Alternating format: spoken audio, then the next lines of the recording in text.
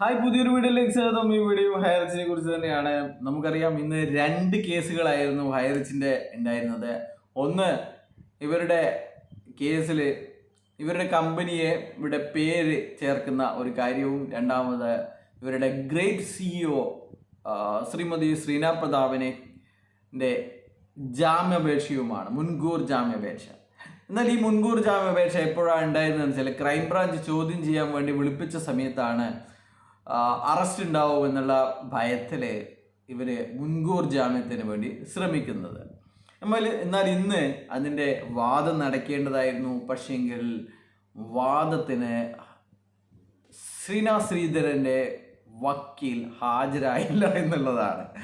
അപ്പോൾ ഇത് ഒരു തന്ത്രത്തിൻ്റെ ഭാഗമായിട്ടാണ് ഇത്തരത്തിലുള്ള കേസ് കൊടുക്കുകയും മുൻകൂർ ജാമ്യാപേക്ഷ കൊടുക്കുകയും അവിടെ ഹാജരാവാത്ത അവസ്ഥ ഉണ്ടാകുന്നത് ആദ്യമല്ല. നമ്മുടെ ഈ ഹൈറിച്ചിൻ്റെ കേസുകൾ ഫോളോ ചെയ്യുന്ന ആർക്കും തന്നെ അറിയാം, ഇവർ കേസ് കൊടുക്കും, ഇവർ ഹാജരാവില്ല, ഇവർ പാസ് ഓവർ പറയും, ഇവർ നീട്ടിവെക്കാൻ പറയും, 1 മാസത്തേക്ക് നീട്ടിവെക്കാൻ പറയും, 2 മാസത്തേക്ക് നീട്ടിവെക്കാൻ പറയും.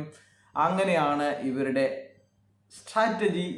ഇങ്ങനെയാണ് ഇവർ ഈ കേസ് തള്ളി 1 വർഷത്തേക്ക് കടത്തിയത്. ഇവരിങ്ങനെയാണ്.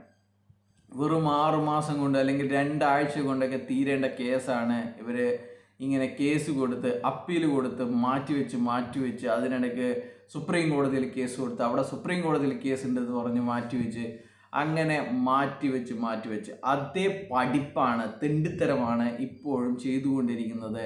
മുൻകൂർ ജാമ്യത്തിന് കൊടുക്കുക, എന്നിട്ട് വക്കീൽ ഹാജരാവാതിരിക്കുക. എങ്ങനെയുണ്ട്? അപ്പോൾ ഇവർക്കറിയാം, ഇത് മുൻകൂർ ജാമ്യത്തിന് അപേക്ഷ കൊടുത്തു കഴിഞ്ഞാൽ അറസ്റ്റ് എന്തായാലും പോലീസ് വെയിറ്റ് ചെയ്യും, ഇതിൽ തീരുമാനമാവട്ടെ എന്നുള്ള രീതിയിൽ വെയിറ്റ് ചെയ്യാൻ സാധ്യതയുണ്ട് എന്നുള്ള അറിവിൻ്റെ അടിസ്ഥാനത്തിലാണ് ഇത്തരത്തിൽ തെണ്ടിത്തരം ചെയ്തുകൊണ്ടിരിക്കുന്നത്, ഹാജരാവാതിരിക്കുന്നത്. ഇനി അടുത്ത പ്രാവശ്യം ചിലപ്പോൾ ഹാജരാവില്ല, 3ാമത്തെ പ്രാവശ്യം ഹാജരായിട്ട് ചിലപ്പോൾ എന്തെങ്കിലും ഒരു അവധിയൊക്കെ ചോദിക്കും.